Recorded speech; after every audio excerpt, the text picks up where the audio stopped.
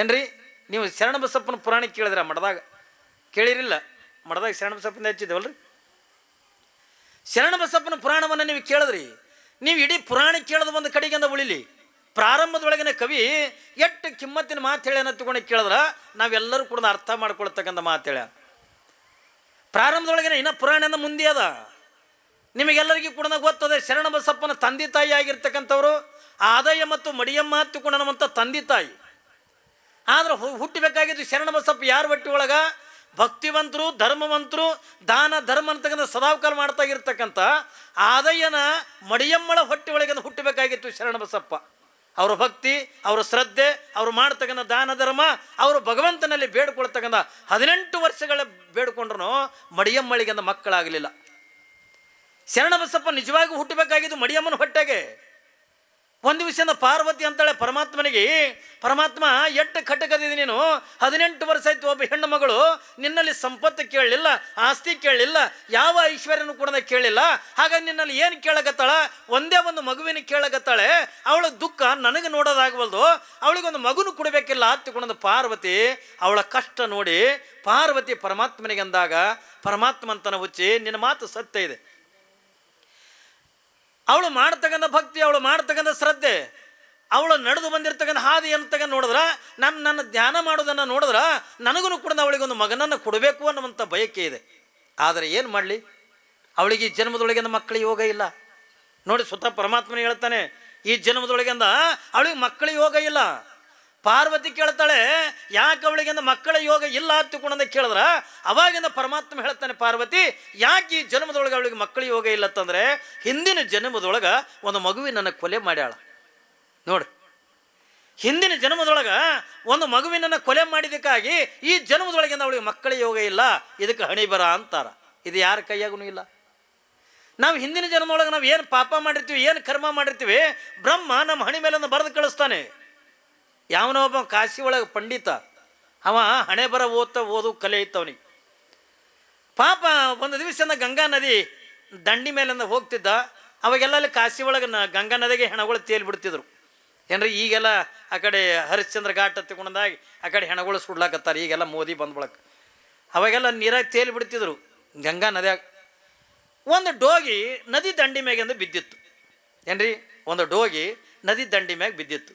ಇವ ಭಾಳ ದೊಡ್ಡ ಪಂಡಿತವ, ಜ್ಯೋತಿಷಿ ಹೇಳವ, ಶಾಸ್ತ್ರ ಹೇಳವ. ಆ ಡೋಗಿ ತೊಗೊಂಡಿಂದ ನೋಡ್ದ, ನೋಡಿ ನಗ್ಲಕತ್ತ.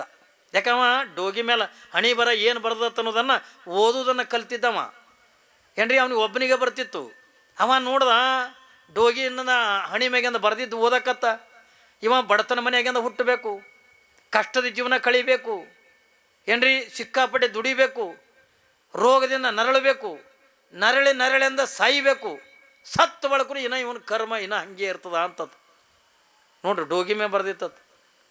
ಸತ್ತು ಬಳಕು ಇವನ ಏನಂತಾರ, ಇವನ ಕರ್ಮ ಹಂಗೆ ಅದ ಅಂತಂದ್ರ ಅವ ಜ್ಯೋತಿಷಗಾರ ಅಂದ, ಅಲ್ರಿ ಸತ್ಯ ಹೋಗಿ ಡೋಗಿಯಾಗಿ ಬಿದ್ದದ, ಮತ್ತಿನ್ನೇನು ಇರ್ತದೆ ಮುಂದೆ ಅಂದಿವ.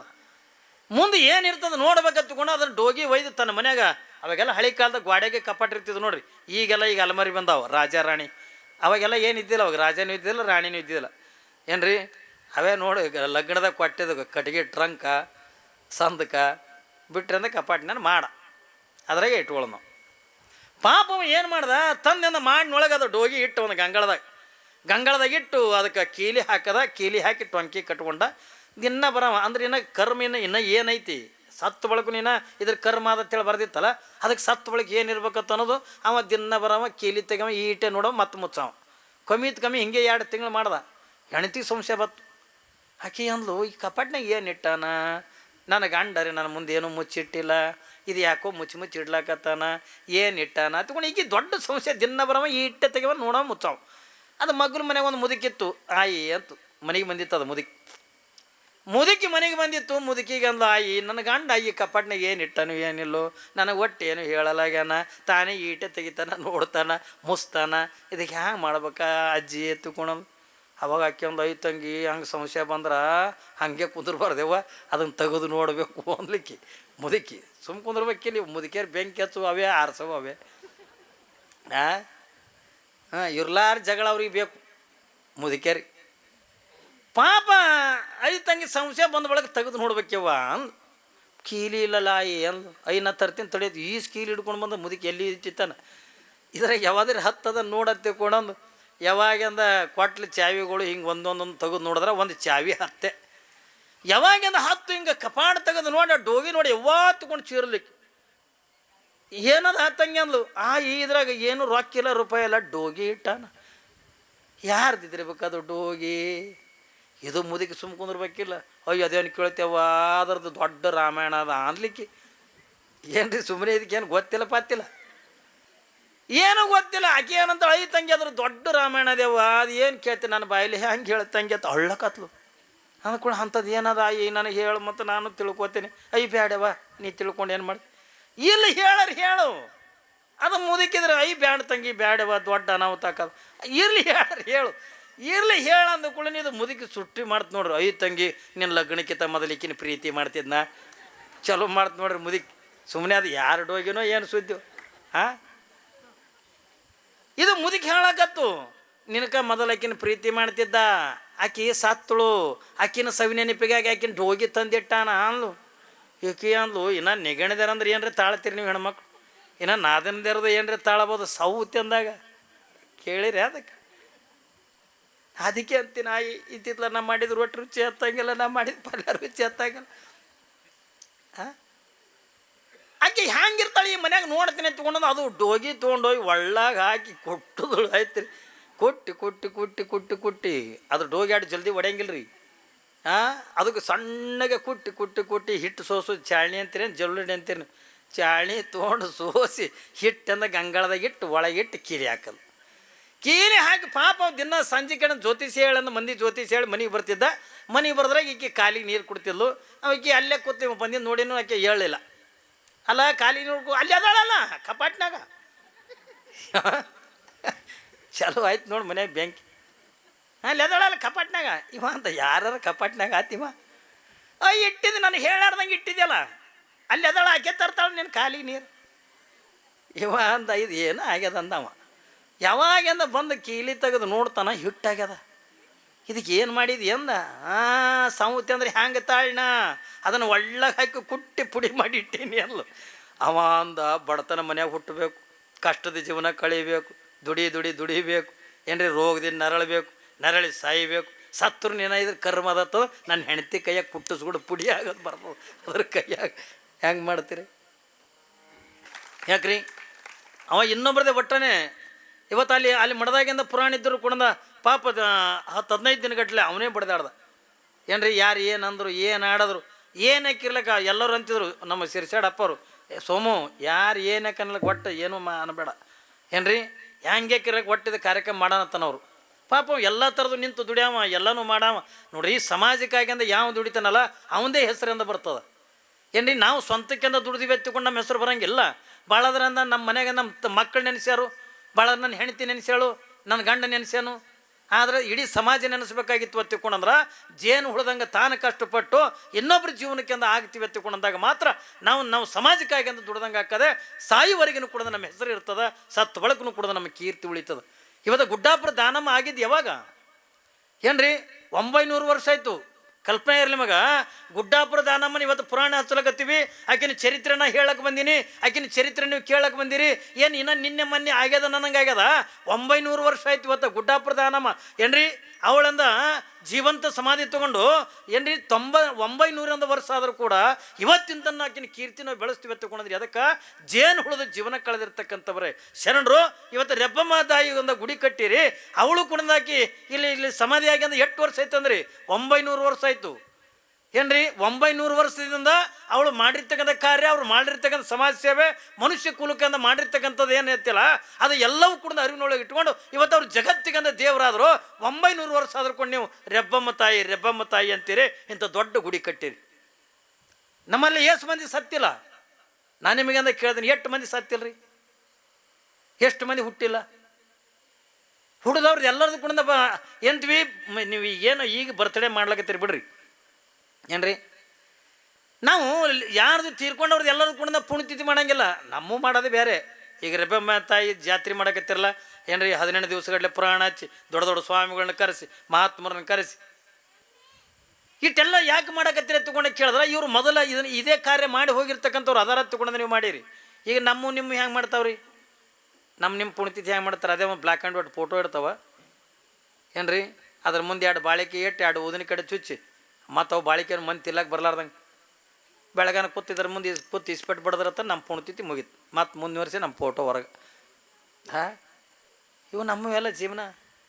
ಅದಕ್ಕಾಗಿಯೇ ಯಾಕೆ ಇವತ್ತು ಗುಡ್ಡಾಪುರ ದಾನಮ್ಮನ ಪುರಾಣ ಹೇಳಕತ್ತೀವಿ, ಯಾಕೆ ರೆಬ್ಬಮ್ಮ ತಾಯಿದಿಂದ ಇಟ್ಟು ದೊಡ್ಡ ದೇವಸ್ಥಾನ ಕಟ್ಟಿರಿ ಎತ್ತುಕೊಂಡು ಕೇಳಿದ್ರೆ ಇವ್ರು ಯಾರು ಸ್ವಾರ್ಥಕ್ಕಾಗಿ ಅಂದ ಬದುಕು ಕಳೆದಿರ್ತಕ್ಕಂಥವ್ರಲ್ಲ. ತಾವು ಜೀವನದೊಳಗಿಂದ ಕಷ್ಟ ತೊಗೊಂಡು ಇವತ್ತು ಗುಡ್ಡಾಪುರ ದಾನಮ್ಮನ ಬಗ್ಗೆ ಗೊತ್ತದೆ ನಿಮಗೆ. ಮದುವೆ ಹಂದರದಿಂದ ಎದ್ದು ಹೋದಕ್ಕೆ ಕಲ್ಪನೆ ಇರಲಿ, ಗಂಡನ ಕೈ ಹಿಡ್ಕೊಂಡು ಮದುವೆ ಹಂದರದಿಂದ ಇನ್ನೂ ಜನವರು ಉಣೋರಿಂದ ಉಣ್ತಿದ್ರು, ತಿನ್ನೋರಿಂದ ತಿಂತಿದ್ರು. ಗಂಡನಿಂದ ಸೋಮನಾಥನ ಕೈ ಹಿಡ್ಕೊಂಡಂದ ಎದಕ್ಕೆ? ಸಮಾಜ ಧರ್ಮದ ಕೆಲಸ ಮಾಡಕ್ಕೆ. ಇವತ್ತು ಅವ್ರು ಸಮಾಜಕ್ಕಾಗಿ ಧರ್ಮಕ್ಕಾಗಿ ಅಟ್ಟು ದುಡ್ದಾರ ಹತ್ತಿಕೊಂಡಂದ್ರೆ ಇವತ್ತು ಚನ್ನಬಸವಣ್ಣವ್ರು ಬರೆದಿರ್ತಕ್ಕಂಥ ವಚನಗಳು ನಿಮ್ಮಲ್ಲಿ ಚನ್ನಬಸವಣ್ಣ ಏನ್ರಿ ಫೋಟೋ ನೋಡ್ದೇನ ಏನ್ರಿ, ಚನ್ನಬಸವಣ್ಣವ್ರು ಮಾಡಿರ್ತಕ್ಕಂಥ ಅವ್ರು ಬರೆದಿರ್ತಕ್ಕಂಥ ವಚನ ಸಾಹಿತ್ಯ ನೋಡ್ರಿ. ಇಡೀ ಬದುಕಿನ ಇತಿಹಾಸದೊಳಗೆ ಕೇವಲ 14 ವರ್ಷದ ಒಬ್ಬ ತರುಣ ಮಹಾಜ್ಞಾನಿ ಅನಿಸ್ಕೊಂಡಿದ್ದೆ ಅದು ಚನ್ನಬಸವಣ್ಣನ ಬಿಟ್ಟರೆ ಮತ್ತೆ ಯಾರೂ ಕೂಡ ಇಲ್ಲ ಏನ್ರಿ. ವಚನ ಸಾಹಿತ್ಯ ಬರೆಯೋದ್ರೊಳಗೆ ಒಬ್ಬ ಮಹಾಜ್ಞಾನಿ ಬರೀ 14 ವರ್ಷಕ್ಕೆ ಮಹಾಜ್ಞಾನಿ ಅನಿಸ್ಕೊಂಡಿರ್ತಕ್ಕಂಥ ಚನ್ನಬಸವಣ್ಣ. ಇವರೆಲ್ಲ ಎದಕ್ಕಾಗಿ ಅಂತ ದುಡ್ದಾರ? ಸಮಾಜಕ್ಕಾಗಿಯೇ ದುಡ್ದಿರ್ತಕ್ಕಂಥವ್ರು. ಇವತ್ತು ಬಸವಣ್ಣನ ಜಯಂತಿ ಇವತ್ತು ನಾವು ನೆನೆಸಲೇಬೇಕು. ಬಸವಣ್ಣವ್ರನ್ನ ನಾವು ಯಾಕೆ ನೆನೆಸ್ತೀವಿ? ಸುಮ್ಮನೆ ಕಲ್ಪನೆ ತಾನು ಕಷ್ಟ ತಗೊಂಡ ಏನೆಲ್ಲ ಕಷ್ಟಗಳನ್ನು ಬಸವಣ್ಣ ನುಂಗದ.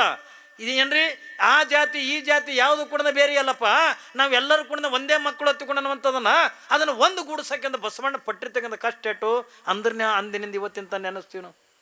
ತಾನು ಕಷ್ಟಪಟ್ಟ ನಮಗೆ ಸುಖ ಕೊಟ್ಟ, ತಾನು ಕಷ್ಟಪಟ್ಟ ನಮಗೆಲ್ಲ ಲಿಂಗ ಕೊಟ್ಟ, ತಾನು ಕಷ್ಟಪಟ್ಟ ನಮಗೆಲ್ಲ ವಿಭೂತಿ ಕೊಟ್ಟ. ಶರಣರನ್ನ ಸಂತನ ನಾವು ಯಾಕೆ ನೆನೆಸ್ತೀವಿ ಎತ್ತಿಕೊಂಡಂತೆ ಕೇಳಿದ್ರೆ ಅವರು ಪಟ್ಟಿರ್ತಕ್ಕಂಥ ಶ್ರಮ, ಅವರು ಪಟ್ಟಿರ್ತಕ್ಕಂಥ ಕಷ್ಟಗಳು ಏನ್ರಿ, ಅವ್ರು ಯಾರಿಗಾಗಿ ಅಂದ ಪಟ್ಟರು ಹೊತ್ತುಕೊಂಡಂತೆ ಕೇಳಿದ್ರೆ ಒಬ್ಬ ಮಹಾತ್ಮ, ಒಬ್ಬ ಸ್ವಾಮಿ, ಒಬ್ಬ ಶರಣ ತನ್ನ ಅಂಗೈ ಒಳಗೆ ಅಂದ ಲಿಂಗ ಅಂತ ಇಟ್ಟುಕೊಂಡು ಏನ್ರಿ ಭಗವಂತನಲ್ಲಿ ಪ್ರಾರ್ಥನೆ ಏನು ಮಾಡ್ತಾನೆ ಹತ್ಕೊಂಡು ಕೇಳಿದ್ರೆ, ಪರಮಾತ್ಮ ನನ್ನ ಮಟ್ಟಕ್ಕೆ ಅಂದ ಸಂಪತ್ತು ಕೊಡು, ನನ್ನ ದೇವಸ್ಥಾನಕ್ಕೆ ಸಂಪತ್ತು ಕೊಡು ಹತ್ಕೊಂಡು ಯಾವ ಮಹಾತ್ಮರು ಕೊಡೋದು ಬೇಡಂಗಿಲ್ಲ. ನನ್ನ ಜನ ಚೆನ್ನಾಗಿರಬೇಕು, ನನ್ನ ಜನ ಸುಖದಾಗಿ ಇರಬೇಕು ಏನ್ರಿ. ಸಮಾಜಕ್ಕೆ ಅಂದ ಏನ್ರಿ, ಸಮಾಜವೇ ನಮ್ಮ ತಾಯಿ, ಸಮಾಜವೇ ನಮ್ಮ ತಂದೆ, ಸಮಾಜವೇ ನಮ್ಮ ಬಂಧು ಬಳಗ ಹತ್ಕೊಂಡು ಅಂದಿರ್ತೀವಿ ತಂದಾಗ ಸಮಾಜ ಚೆನ್ನಾಗಿದ್ರೆ ನಾವು ಚೆನ್ನಾಗಿರ್ತೀವಿ ತಂದು ಆ ಲಿಂಗದಲ್ಲಿ ಪ್ರತಿಯೊಬ್ಬ ಶರಣನು ಕೂಡ ಎಲ್ಲ ನನ್ನ ಏನ್ರಿ ಸಮಾಜಕ್ಕೆ ಅಂದ ಒಳ್ಳೇದಾಗಲಿ. ಅವರು ಶ್ರೀಮಂತರಾದ್ರೆ ನೀವು ಒಬ್ಬರು ಕೋಟ್ಯಾಧೀಶರಾದ್ರೆ ನಾವು ಕೋಟ್ಯಾಧೀಶರಿದ್ದಾಗ, ನೀವು ಆನಂದದೊಳಗಿದ್ರೆ ನಾವು ಆನಂದ, ನೀವು ಸುಖದೊಳಗಿದ್ರೆ ನಾವು ಸುಖದಾಗ. ಅದಕ್ಕಾಗಿಯೇ ಏನ್ರಿ ಸಮಾಜಕ್ಕಾಗಿಯೇ ತನವ, ಸಮಾಜಕ್ಕಾಗಿಯೇ ತನವ, ಇದನ್ನೆಲ್ಲ ಸವಿಸಿರ್ತಕ್ಕಂಥ ಶರಣರು ಅವರ ಜಗತ್ತಿಗೆ ಅಂದ ದೇವರಾಗಿ ಪುತ್ರ ಪುಣ್ಯಾತ್ಮರೇ. ಅಂಥ ದೇವರಾಗಿರ್ತಕ್ಕಂಥವ್ರ ಚರಿತ್ರೆಯನ್ನು ಇವತ್ತು ನಾವು ನೀವೆಲ್ಲರೂ ಕೂಡ ಕೇಳಿ ನಾವು ಕೂಡ ದೇವರಾಗಬೇಕು. ಬರೇ ಇಲ್ಲೇ ಕೇಳಿದೀವಿ ಇಲ್ಲೇ ಬಿಟ್ಟು ಅದೇವು ಯಾಕ್ರಿ, ಇಲ್ಲಿ ತನಕ ಕರೆ ಅದೇ ಅಪ್ಪರು ಹೇಳಿದ ಕರೆ ಆದತ್ತ ಅನ್ನೋದು. ಇಲ್ಲಿಗೆ ಹೋಗಿ ಗಂಗಾಳಿ ಡಣ್ಣು ಅಂದು ಅಂದ್ಕೊಂಡು ನಮ್ಮ ಪುರಾಣ ಇಲ್ಲೇ ಉಳಿತು ನಾಳೆ. ಹಂಗೆ ಮಾಡಬೇಡ್ರಿ ಏನ್ರಿ, ಹೇಳಿರ್ತೀವಲ್ಲ ಅದ್ರಾಗ ಬಾರಣೆ ನಡೆಯೋಕ್ಕಾಗಂಗಿಲ್ಲ ಏನ್ರಿ. ನಮ್ಮಿಂದ ಅಟ್ಟ ಅವರು ಶರಣರಂಗೆ ನಡೀಲಿಕ್ಕೆ ನಮ್ಮಿಂದ ಹೆಂಗೆ ಹಾಕದ ಭಾಳ ನಡೆಯೋದಕ್ಕಿಂತ ಒಂದು ಚಾರಣೆರೇ ಏನ್ರಿ ನಮ್ಮ ಜೀವನದೊಳಗೆ ಅವ್ರ ಬಗ್ಗೆ ನಾವು ಅಳವಡಿಸ್ಕೊಂಡಿವಿ ತಿಳ್ಕೊಂಡ್ರೆ ನಾವು ಶರಣರಾಕಿವಿ, ನಾವು ಸಂತರಾಕಿವಿ. ಬರೀ ಗುಡ್ಡಾಪುರ ದಾನಮ್ಮಿಗೆ ಶರಣೆ ಆಲಕ್ಕೆ ಬಂದದತ್ತಲ್ಲ, ನಾವು ಆ ದಾರಿ ಒಳಗೆ ಸ್ವಲ್ಪ ನಡ್ಕೊಂಡ್ರೆ ಸಾಕು, ನಾವು ಗುಡ್ಡಾಪುರ ದಾನಮ್ಮ ಇದ್ದಂಗೆ, ನಾವು ಬಸವಣ್ಣ ಇದ್ದಂಗೆ. ಇವತ್ತು ಎಷ್ಟು ವೈಭವದೊಳಗೆ ಅಂದ ನೋಡ್ರಿ, ದಾನಮ್ಮಂದು ಮತ್ತು ಬಸವಣ್ಣವ್ರ ಫೋಟೋ ಭಾವಚಿತ್ರಗಳನ್ನು ಮೆರವಣಿಗೆ ಎಷ್ಟು ಜನ ತಾಯಂದ್ರಿ ಹಿಂದೆ ಭಾಳ ಮಂದಿ ತಾಯಂದ್ರೆ ಪದ ಹಾಡ್ತಿದ್ರಿ, ಪಾದಯಾತ್ರಕ್ಕೆ ಹೋಗೋರಿದ್ದಂಗೆ ಕಾಣ್ತೀರಿ ಏನ್ರಿ. ಮಲ್ಲಯ್ಯನ ಪದ ಭಾಳ ಚಂದ ಹಾಡ್ತಿದ್ರು, ಕೇಳ್ಕೊತಿಂದ ಬಂದೀವಿ. ನಮ್ದೆಲ್ಲ ಅಣ್ಣನ ಬಳಗನು ಕೂಡ ಇವತ್ತು ಮೆರವಣಿಗೆ ಒಳಗೆ ಭಾಳ ಜನ ಸೇರಿದ್ರಿ. ಇದು ಅಂಥ ಇಂಥವ್ರು ಮೆರವಣಿಗೆ ಎತ್ತಲ್ಲ, ಅದು ಮಹಾತ್ಮ ಬಸವೇಶ್ವರರ ಏನ್ರಿ ನಮ್ಮ ಜಗತ್ತಿಗೆ ಅಂತ ಕೊಟ್ಟು ಹೋಗಿರ್ತಕ್ಕಂಥ ಕೊಡುಗೆ ಭಾಳ ದೊಡ್ಡದಿದೆ. ನಾ ಪುರಾಣದಾಗ ಬಂದಾಗಿಂದ ಹೇಳ್ತೀನಿ ನಾನು ನಿಮ್ಗೆ. ಒಟ್ಟಾರೆ ಅಂಥ ಮಹಾತ್ಮರದಿಂದ ಇವತ್ತು ಅವರ ಜನ್ಮ ದಿನಾಚರಣೆ ಇವತ್ತು ನಾವೆಲ್ಲ ಮಸಳಿ ಗ್ರಾಮದ ಭಕ್ತರೆಲ್ಲ ಕೂಡಿ ಆ ಬಸವಣ್ಣವ್ರ ಜಯಂತಿಯನ್ನು ಆಚರಣೆ ಮಾಡಿದ್ವಿ. ಸಾಧ್ಯದ ಮಟ್ಟಿಗೆ ಆಚರಣೆ ಮಾಡಿದ್ವಿ. ನಿಮಗೆಲ್ಲರಿಗೂ ಕೂಡ ಒಳ್ಳೆಯದಾಗಲಿ ತಗೊಂಡು ಬಯಸುತ್ತಾ, ನಾಳೆಗೆ ಇಲ್ಲಿ 7 ಗಂಟೆಗೆ ಪುರಾಣ ಚಾಲು ಏನ್ರಿ. 7 ಗಂಟೆಗೆ 6:30 ಗವಾಯಿಗಳು ಬರ್ತಾರೆ, ಸಂಗೀತ ಚಾಲು ಮಾಡ್ತಾರೆ. 7 ಗಂಟೆಗೆ ನಾನು ಪುರಾಣ ಚಾಲು ಆಕೈತಿ. 8:30 ಪುರಾಣ ಮಂಗಲ, 9 ತನಕ ಊಟ, 9:30 ನಿದ್ದೆ ತೇತ್ರಿ. ಯಾಕಂದ್ರೆ ಇಲ್ಲಿ ದೂರ ಆಕತ್ತಿದ್ದು, ಅದಕ್ಕೆ ಸ್ವಲ್ಪ ಜಲ್ದಿ ಮಾಡಿದ್ವಿ ಎತ್ತಿಕೊಂಡ್ರೆ. ಇನ್ನೊಂದು ನಿಮ್ಗೆ ಹೆಣ್ಮಕ್ಳಿಗೆ ಒಂದು ಮಾತು ಹೇಳ್ತೀನಿ, ನಾಳಿನಿಂದ ಸಾಯಂಕಾಲ ಯಾರೂ ಒಲೆ ಹಚ್ಚಬೇಡ್ರಿ. ಒಲೆ ಹಚ್ಚಿಬಿಡ್ರೆ ಚಾಗನು ಇಲ್ಲೇ ಕುಡ್ತೀವಿ ಅಂತ ತಿಳ್ಕೊಂಡಿರಿ. ಚಹಾ ಇಲ್ಲ ಏನ್ರಿ, ಚಹಾ ಕುಡ್ದು ಬರ್ರಿ. ಮುಖ ತೊಗೊಳ್ಳೋದು, ಹಣೆ ಮೇಲೆ ವಿಭೂತಿ ಹಚ್ಚೋದು. ಯಾಕಂದ್ರೆ ನೀವು ಅಡುಗೆ ಮಾಡಿ ಇಟ್ಟರೆ ಎತ್ಕೊಂಡು ನಾವು ಗಂಡು ಮಕ್ಳು ಅಲ್ಲೇ ಉಂಡು ಅಲ್ಲೇ ಮಕ್ಕೋತಾರ ಅವರು. ಅದಕ್ಕೆ ನೀವು ಒಟ್ಟು ಒಲೆ ಹಚ್ಚಕ್ಕೆ ಹೋಗ್ಬೇಡ್ರಿ. ಇವತ್ತು ನೋಡಿರಿ, ಇವತ್ತು ನಮ್ಮ ಸೋಮನ ಸವಿನೆನಪಿಗಾಗಿ ಇವತ್ತಿನ ಪ್ರಸಾದ ಸೇವಾ ಯಾರು ಮಾಡಿಸ್ಯಾರ ತಗೊಂಡೋದಕ್ಕೆ ಕೇಳಿದ್ರೆ ನಮ್ಮ ಸೋಮನ ಹೆಸ್ರ ಮೇಲೆ ಅವನ ನೆನಪಿಗಾಗಿ ಇವತ್ತು ಅವನ ಇದ್ರ ಸಲುವಾಗಿಯೇ ಪ್ರಾರಂಭ ದಿವಸನೇ ಅವನ ಮನೆತನದಿಂದ ಪ್ರಸಾದ ನಡಿಲೆತ್ತಿಕೊಂಡು ಅನ್ನುವಂಥ ಭಾವನೆ ಇಟ್ಕೊಂಡು ನಮ್ಮೆಲ್ಲ ಸಮಿತಿಯವರು ಇವತ್ತು ಸೋಮನ ಮನೆತನದಿಂದ ಪ್ರಸಾದ ನಡೀತದೆ. ಪ್ರತಿನಿತ್ಯನೂ ಒಬ್ಬೊಬ್ರು ಪ್ರಸಾದ ಮಾಡ್ಸಕತ್ಯಾರ. ಅವ್ರು ನೋಡ್ರಿ, ನಮ್ಮ ಜನ ಅಂದ ಬರಬೇಕು, ಪ್ರವಚನ ಕೇಳಬೇಕು, ಬರೀ ಅಂದರೆ ನೆತ್ತಿ ತುಂಬಿಸ್ಕೊಂಡು ಹೋಗೋದಲ್ಲ, ಹೊಟ್ಟೆನೂ ಕುಡಿದು ತುಂಬಿಸ್ಕೊಂಡು ಹೋಗ್ಬೇಕು. ಯಾಕಂದ್ರೆ ಹೊಟ್ಟೆ ನಿಮ್ಮ ಮಕ್ಕಳಿಗೆ ಅವ್ರ ಮಕ್ಳಿಗೆ ಕಿರಿಕಿರಿ ಮಾಡಿ ನೀನು ಸನ್ಯಾಸಿ ಬಾಯ ಮಣ್ಣು ಅಂತ ಅದಕ್ಕೆ ಹೆಂಗೆ ಮಾಡ್ತೀರಿ? ಅವ್ರ ಮಕ್ಳಿಗೆ ಕಿರಿಕಿರಿ ಮಾಡಿ ಅವ್ರ ಮಕ್ಕಳು ಓಡಾಡ್ತಾನೆ ಮಾಡೋದು ಸನ್ಯಾಸಿ ಬಾಯ ಮಣ್ಣು ಅಂತಾರೆ. ಅವ್ರ ಮಕ್ಕಳ ಬಾಯಾಗ ಪೇಡೆ, ನಮ್ಮ ಸನ್ಯಾಸಿಗಳ ಬಾಯಾಗ ಮಣ್ಣು.